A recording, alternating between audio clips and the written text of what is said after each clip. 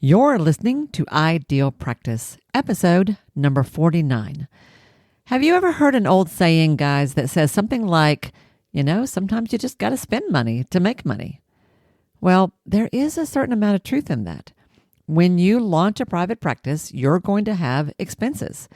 But how do you know what's reasonable, what isn't, how to manage those expenses, how to think about all of that? Well, don't you worry, because that's what I'm going to help you with today. So, stay tuned.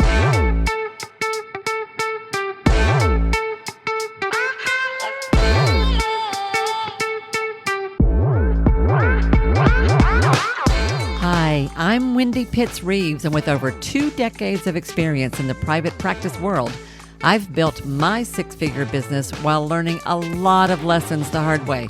This is the first podcast that shows you how to apply the principles of energy, alignment, and strategy to build a practice that is profit-centered, but people-forward. This is the Ideal Practice Podcast. Hey guys, and welcome back. Thank you so much for tuning in to another episode of the Ideal Practice Podcast. This is Wendy, and I am so happy to be hanging out with you guys today. So how you doing? What's going on in your neck of the woods? I've been doing lots of different things, actually. I'm working on a new program behind the scenes that I'm about to launch that I'm kind of excited about. I've been talking to a few potential new clients, not potential, actual new clients that I am also thrilled about. And like many of you, I have been digging into the money stuff because it's tax season, right? Tax time. And I got to tell you, I have been totally geeking out on a software, a program called YNAB. Are you guys familiar with this? It's youneedabudget.com.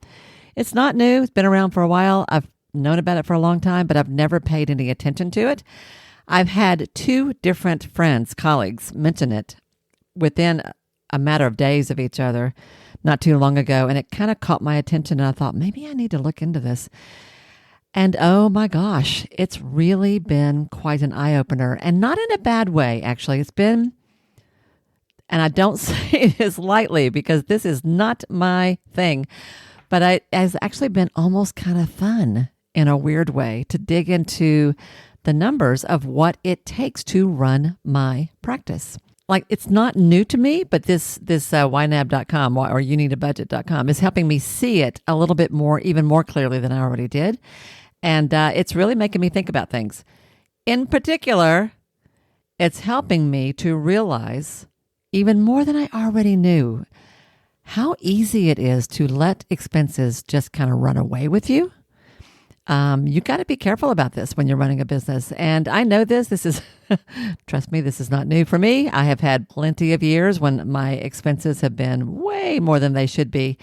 Not because I needed them necessarily to be, but because I wasn't always paying attention. And paying attention is what I want you to do. And that's kind of what I want to talk about today.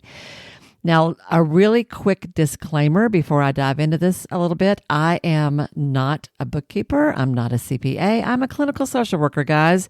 This is so not my strong suit, which is exactly why I talk about it so much, because I know a lot of you can relate to that. And yet, as a responsible at-cause business owner, we have to learn how to understand this side of our business. And we have to be active and engaged with this side of our business.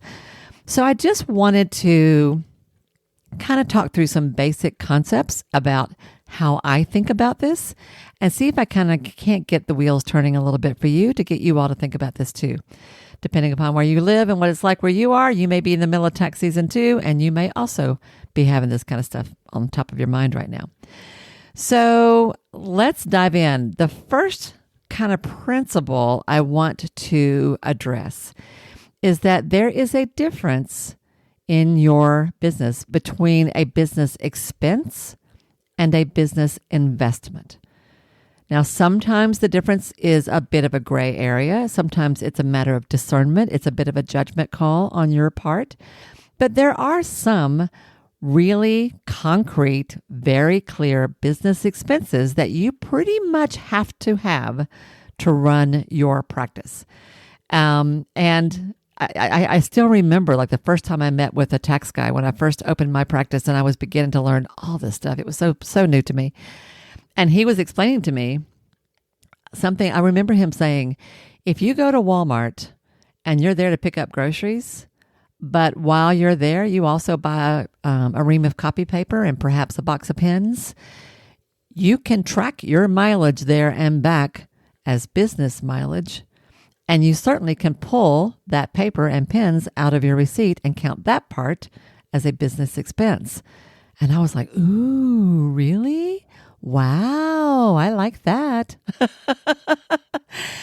And I don't know if you guys can relate to this or not, but once that kind of thinking takes hold, it's easy to justify all kinds of things as, well, I can buy this as a business expense. What the heck? It's a business expense. And y'all, I do this all the time. I do it carefully. I do it properly. I do it legally. I do it ethically. But Lord, if I can justify something as a business expense and do it right, I'm going to do that. And the danger is you can overdo it. So that's what you got to watch. But let's talk about some of the things that might be kind of traditional or typical business expenses that you can expect. And before we wrap up today, I'm going to share with you some sort of ways to think about this from a big picture. But I just want to kind of set the stage here, just to make sure that we're on the same page. So a business expense, like I said, is something you pretty much have to run the business. So some examples might be, depending upon how you work, office space is an example of that. If you see people in person and you need a physical location to serve them, you probably have to buy or rent some kind of consulting room or a workspace. Even if you don't see people in person, you still need a place to work. You may be doing that at your kitchen table, but hopefully not. And so you're going to need furniture. You're going to need all the things that go with an office, like cleaning services or cleaning supplies, maintenance costs, insurance to cover the property, things like office supplies. Yeah. Do any of you have a pen addiction? Can anybody relate to that? I hope so, because it's kind of a problem for me. But other kinds of typical business expenses might be the fees for your website hosting, the domain name that you have to pay for every year, tech support, those kinds of things. It will also include like professional expenses, like if you're a therapist, you have to have malpractice insurance. You may be paying for supervision. You will definitely have taxes, some local, state, federal taxes, depending upon where you live and what things are like in your state. All of that, those are the kinds of expenses that you absolutely have to have. Like you can't help it. If you're going to run a business, you're going to have some of those things. On the other hand, there are expenses that I think of more as an investment. And these are the things that you do that make your business better. Either they're things that help you run it more efficiently, that frees up your time to do the things that bring the money in the door, or they make your life better, or they help you expand in some way to take up more space in the world, to bring your light in a bigger way, right? A couple of things I could think of along these lines are, say, software that kind of helps you track everything. So if you're a psychotherapist, you probably use some kind of form of an electronic health records like Simple Practice or Therapy Notes. If you're like me, you may use like a scheduling tool. I use Acuity Scheduling. There's Calendly and Schedule Once. There's a bunch of those out there. There may be software expenses, subscriptions that you pay for either straight out or on some kind of an ongoing basis because it helps you run your business. Do you have to have that? No. So that's an example of what I would think of as an investment that by sometimes buying the software helps you kind of up your game in a way. It doesn't mean you have to have it. You could get by without it, but there's a time and a place when it's time to do that. Other examples of an investment might be investing in visual branding.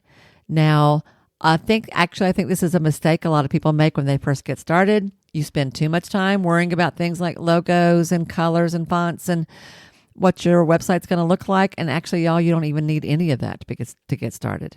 All you really need are 5 people who will refer to you. And I've talked about that in a previous episode, which I will link to in the show notes below. So you don't have to have this stuff to get started. But there does come a time when you are kind of up and running and you're out there and your marketing reaches a certain point where it's time to up your game a little bit, and it may be time to invest in, for example, a professional headshot or even a brand shoot, which I'll be talking about in the future, or in having a professional, well done design applied to your online presence. There's a time and a place when that makes really good sense. It may be time to add a team member to your practice, whether that's bringing on additional providers or whether it's hiring a virtual assistant, a copywriter, a social media manager. It may be investing in your own development as a provider, as a healing arts professional, or as a business owner. So it might be that you're getting trained in a particular skill set, as you're getting certified in some area, or you're ready to hire a business coach because you're ready to kind of move to a different level. Those are some examples of the kinds of things where you might be pouring a little extra money into your practice for a very good reason. Not because you can't get by without it, but because it's time to grow in some way. So I want you to sort of think about this concept, the difference between an expense and an investment. And at different phases of your practice, of your growth as a business owner, you will need certain different things, right? So when you're first getting started, when you're in the startup phase of your practice, just figuring out what kind of insurance to have in place is a big deal. Like, not only do you probably need some kind of malpractice coverage of some sort, you may also need business insurance. You may need a certain kind of property insurance. You may need an umbrella policy that kind of covers whatever gaps the other ones don't cover.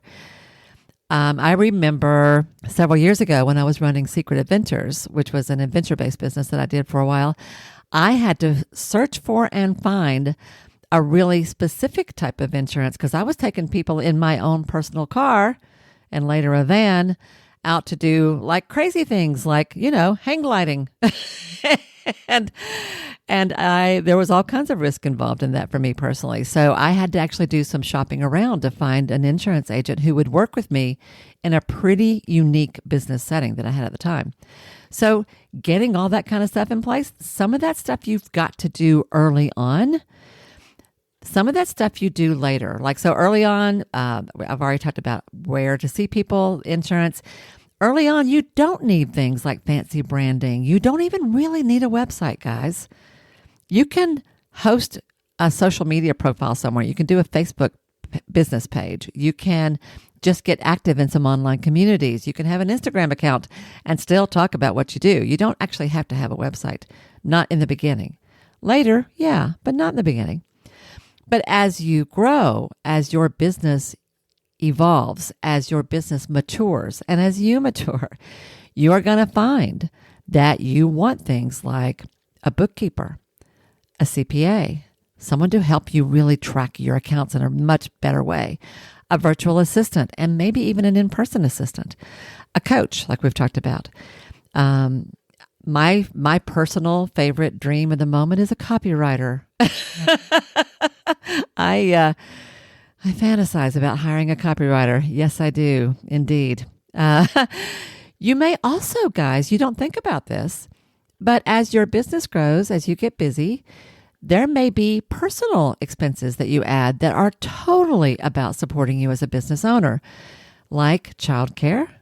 If you are, for example, a mom to a preschooler, like let's say you've got children under the age of 5 and they're not in daycare, they're at home or they're at home 2 or 3 days a week, maybe you need a little extra help with them so that you can get your videos made or so that you can see your clients. Maybe you need somebody to help you with the yard. Maybe you have reached a point to where you need an actual personal assistance, which is a whole thing all by itself. But there's lots of ways to think about adding people to the team, all of which are investments to help your business play at a higher level. So I first mostly want you to think about this. When I'm about to spend money in my business, is this an expense or an investment? And if it's an expense, do I really need this right now? Could I get by without it? And what kind of a difference is that going to make either way? If this is an investment, do I really need this right now? Or could I get by without it? And if I don't do this, what kind of difference will that make? And if I do, what kind of difference will that make? Like, you really do kind of have to think these things through. One way, kind of ballpark this idea, many of you have probably heard of the book Profit First by Mike Michalowicz. I'll be sure to put a link to that down below too. He talks about a specific formula that you can use to sort of think about your business expenses and revenue overall. And one of the things he talks about in his book is that the traditional way of thinking about a business budget is that you have X number of dollars come in the door, you have X number of dollars that go out for all your expenses, and whatever's left is what you live off of, and that's your profit. But because of what I mentioned at the beginning, that it's really easy to pour a lot back into your business, he realized that even people who are making really like tons of money, like mid 6 figures, 7 figures and more, often had almost nothing to show for it because they were pouring so much back into their business. This is why you have to be careful when you're following people who look like they're doing great. Not everybody is. So he actually recommends that you take a certain amount off the top of any revenue that comes in the door. Now, Profit First is not the point of this particular episode, so I'm not going to go too far into this, but it does give you kind of a simple high-level framework to start thinking about. So this is my adaptation of what I understand from him. And that is, every time somebody pays me, I don't care if you pay me $100, I'm going to take $5 off the top of that, and I set that aside in what I think of as a Profit First account that has its own purpose, that is something I'm saving up for. Actually, I call it my adventure account. It's my travel account, but I take 5% off the top, right off the bat. That's profit. Then from there, the money that you have left, you divide so much of it into owner's pay, into your salary. This is how you feed yourself, my friend. And some of it's into operations and how you run your business. So when you first start a practice, you don't always think this way, but it is quite common that as much as anywhere from 30 to 50% of what you are taking in could very well turn around and go right back into your business. Which means if you make $100, you are probably going to be living off of $50, right? If you make $500, you're going to be living off of $250. Like, that's not at all unusual. It will vary depending upon your choices and your goals and what makes the most sense for you. There's not a right and wrong here. It's just certain principles to think about. So I want to share some questions to think about in general, and then I'm going to kind of pull this together. In general, when you are trying whether or not to allow a certain expense in your practice or whether or not to invest in your business, here are a few questions that I ask myself. The first one is, how does this fit with my overall goals for my practice at this phase? With where I'm at right now, what I'm focusing on, where I want to go, does this make sense for me? In a kind of big picture way, an energetic way. Then from there, that's question number one. Question number two is, how's it going to impact my budget if I add this expense? So for example, subscriptions are really kind of a bit of a rabbit hole that you can fall down into. If you don't do anything else, y'all, every so often go look at all the things that you are paying out for every month on a subscription basis. I pay a little bit for memory with Google, a little bit with memory with Apple, a little bit for memory with Dropbox, right? Those kinds of things can be fine and make perfect sense, but you can really get yourself into trouble just having lots of little drips and drabs of money going out to subscriptions. So if I'm going to subscribe to this service, if I'm going to buy this software, if I'm going to pay to join this group, if I'm going to spend the money on getting this thing designed for my business, how will that impact my business? And can I get along without it? If I do get along without it, what will I have to do as a result? Where is that going to leave me? So I'll use an example of Acuity scheduling. So I pay so much a year for Acuity scheduling. I've forgotten how much. I'd have to go look. but it's a few $100 a year. When I first made the decision to invest or to spend, not even, this is one of those gray areas. I do think of it as an investment. When I made a decision to invest in an online tool to help me with automated scheduling, that was a really big change for me because I had lots of feelings about manually scheduling my clients, lots of feelings and lots of worry about changing that. But for various reasons, I eventually made the decision I wanted to go that way. And so in the beginning, I think I tried their free version. And then once I kind of got the hang of it and saw what a difference it made and how much it helped me, I opted into their slightly higher, like first level version. And then they reached a point where I understood that by paying a little bit more, there were a few extra bells and whistles that I had come to recognize I really needed. And so I upped that a little bit again. So I was like in the second tier, I think, at that point. I have never regretted that. Not 1 minute have I ever regretted that decision. That is now an annual expense in my budget that I plan for. I set a little bit aside every month because I know once a year that bill's going to come out, right? That is an expense that I totally justify. Can I get along without it? Yes. If so, what will I have to do as a result? Well, a lot more phone calls every week as people call to change an appointment, ask for a different appointment, double check to make sure their appointment is when they thought it was, etc., etc. It was eating up a ton of my time. And if I gave up that tool, I would lose that time again. And y'all, if your time is worth $100 an hour, $150 an hour, $200 an hour, think about what that means. If a tool that you pay literally $15, $20 a month for can give you a few hours back in your week, hours that you can be seeing clients, hours that you can be earning revenue, do you see what a trade-off that is? That makes perfect sense, right? Right. So it makes financial sense to my budget to put that in there. And it helps my business run better because instead of spending time returning phone calls about minor administrative things, my clients can help themselves, which they like, and I'm free to actually be seeing people, right? Or talking to you guys. So let's think about the concept of an investment. How would it, when you're trying to decide, do I spend this money for my business? How would it impact your practice if you do? If you add this level of investment, what's that going to bring? What's that going to change? How would it change what you have to do? How would it change what you could do? How would it change what you get to do? What's the ROI here? I'll give you a really good example of this. I started hiring coaches back in the early 2000s, originally because I wanted to get paid to speak. That was my very, very first venture into ever hiring a coach. I had done tons of speaking, had been doing it for years, never got paid for it. And I'm like, there has to be a way I can get paid for this. This is crazy. And so I hired my very first coach and I was paying $300 a month. And this was back in like 2004, 5, 6, somewhere in there, which at the time felt like a huge amount of money to me.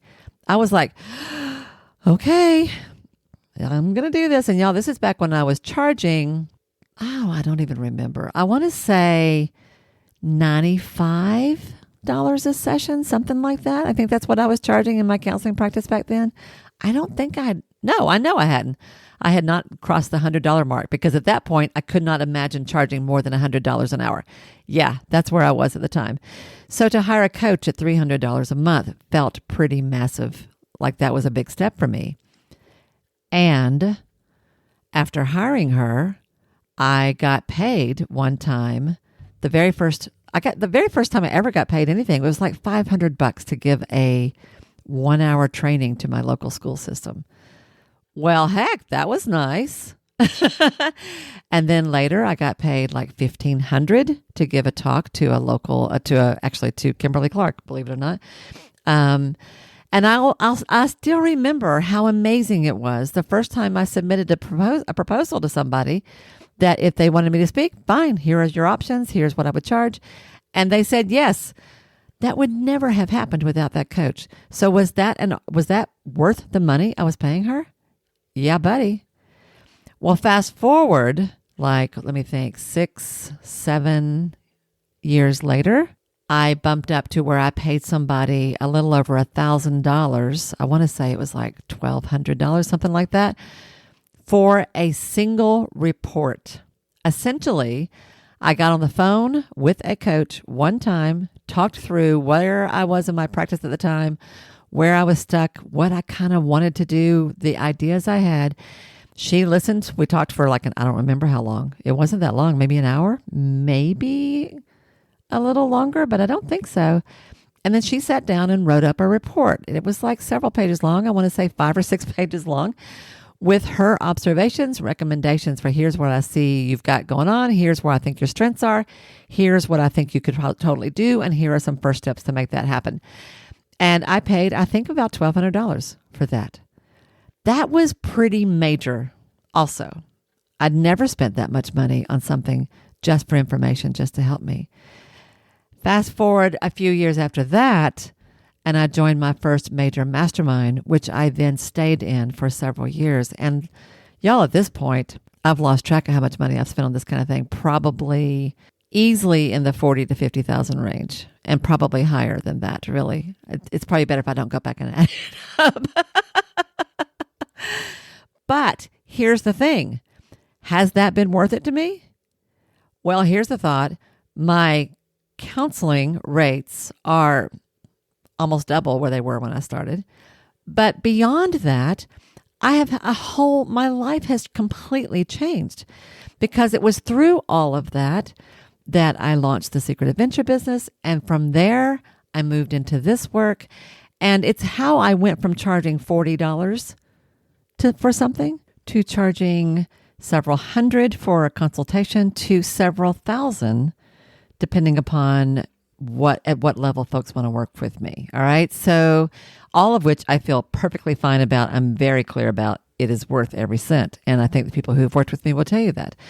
Not that I'm trying to put a plug in for that. I just want you all to understand this is what it means to invest in your growth as a business owner and to your business. It's not a small thing. It's not something that you do lightly. It is something you do when you are serious about growth. And I want you to know that I walk my talk. That's kind of why I'm sharing this with you, and to just get you to start thinking differently about what it means when you want to play a bigger game. Okay, that's kind of where I want to go with this. My willingness to invest at that level, as hard as it has been every single time, has changed everything about the way I think, about my value, the authority I bring to the table, what I have to teach, why it's worth it. All of that really changed. Not only in what I offer and what I ask for from those who want to work with me, but also what I'm willing to spend to hire those who can help me. So today, one of my biggest expenses in my business goes to my assistant, Queenie Verhoeven, who is a godsend and is worth every cent and then some that I pay her. I wouldn't even want to think about doing this without her. So as your business grows, you're always going to have this tension between, do I need that extra box of pens? And could I get by without paying for the next level up of Dropbox? Or do I really need that? Versus, is it time to hire an assistant? What would happen if I kept doing things on my own? And what kind of a difference would it make if I hired help? Like that tension over expenses. When is it just an expense? When does it make perfect sense? When is it better to let it go? And an investment. When is this going to help me up my game in a significant way? Those are some of the things you got to think about as you grow as a practice owner. So the big takeaway here, what I really kind of want you to get out of all this is, number one, I want you to be careful about expenses. If nothing else, y'all, do make sure that you're making enough money, or that you're setting aside enough money to pay yourself. You got to do that. That's the whole point of running a business. But at the same time, don't be afraid to invest in your own personal growth and in the growth of your business. That might even mean hiring a life coach or a therapist, right? Sometimes, y'all have heard me talk about this a lot. Running a practice has a way of showing you your stuff. Sometimes that means going back into therapy. Like there's just all kinds of ways that this is going to play out for you. So to kind of pull this together, let me just sort of say what the key takeaways are that I want you to get from this. The first thing is, I want you to be careful about your everyday routine business expenses. Make sure they make sense for you, and make sure that you are carving out space to pay yourself. That's the whole point here, y'all. You're not doing volunteer work. And if you need to meet certain expenses and the revenue isn't there, do what you got to do to raise that. Sometimes it's just a matter of adding one more client to your caseload, maybe two, which is not that hard to do, really. So sometimes you've got an outgoing problem, sometimes you've got an incoming problem. But if you're careful about your expenses and you make sure that you're setting money aside to pay yourself, you're going to be fine. Just kind of watch that. At the same time, I don't want you to be afraid to invest in products and services and opportunities that are going to help you play a bigger game, help you run the show, help you survive and thrive as a business owner. Don't be afraid of that, because sometimes that can be really scary, because it's kind of taking a leap forward before you actually feel like you've got the money for it, and then growing into and getting that money back because your business has grown. That's kind of where I want you to think about that. Ultimately, I want you to be aware, be smart, and be brave. Be aware, be smart, and be brave. That's what I got for you today, y'all. I hope this is helpful. I hope it gets you thinking. And I want you to have a great week. Have a great week. Go out there and share your awesomeness with the people who need you. And I will see you next time here, right here on the Ideal Practice Podcast. Bye now. Hey guys, real quick before you take off, how are you doing in your practice? Could you use a little bit of a cash infusion, or are you just feeling a little bit stale? Whatever it is, I've got a solution for you. If you're looking for creative ways to add to your income, I want you to check out the fun, free little ebook that I put together for you. It's called, get this, 31 Practical Ways to Increase Cash Flow in Your Private Practice without becoming salesy or sleazy or someone you don't even like. In this little ebook, you will find 31 ways that I have done this in my own practice. Now, some of them are things that you have to clean up. Sometimes it's about plugging in the leaks and stopping losing money. Sometimes it's about stepping into a whole new way of offering your services or packaging your services. Every single thing you'll read in this little book is something that I have used successfully in my own practice. And there might be something in there. In fact, I know there's something in there you could actually implement as soon as tonight. Easy peasy. And then there are other things that you're going to have to work on and prepare for that take some time. I can guarantee you're going to see a couple of things that are just right for you. And you can get your free copy over at wendypittsreeves.com/cash flow. wendypittsreeves.com/cash flow. Download your free copy, pick out one or two that you want to try right off the bat, and let me know which one they are. And I will support your success and cheer for you along the way. Have a great week, everybody, and I will see you next time. Bye now.